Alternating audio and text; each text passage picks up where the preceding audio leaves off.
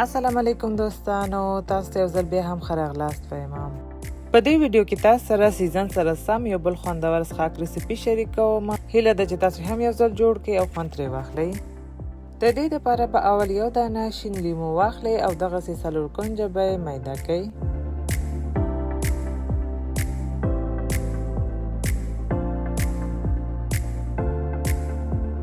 ورپسې به یوه ټوټه هندوانه او یا هم څومره مو چې خوښیږي هماغومره کولی شئ واخلئ او دا به هم لکه څنګه مو چې لیمو ټوټه کړې وه هماغسې 4 کونجه میده کړئ.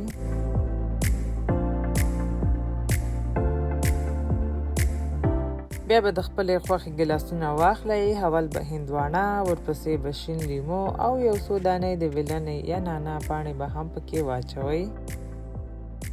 ورپسې به د چوټو لاستی او یا هم دې ته ورته هر څه چې د سره موجود وي هغې سره به یې ښه میده کړئ.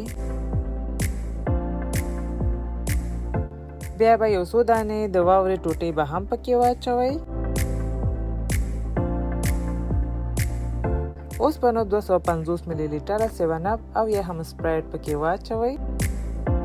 د لا ښایست لپاره تاسې کولی شئ په سر یې لږ نور ویلنی او یوه ټوټه لیمو کیږدئ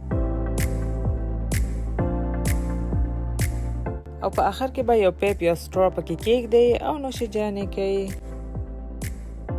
دوستانو دا وه د نن ورځې ریسیپي. هیله ده چې خوښ شوي به مو وي. که مو خوښ شوي وي نو لایک، شیر او سبسکرایب مو هیر نشي.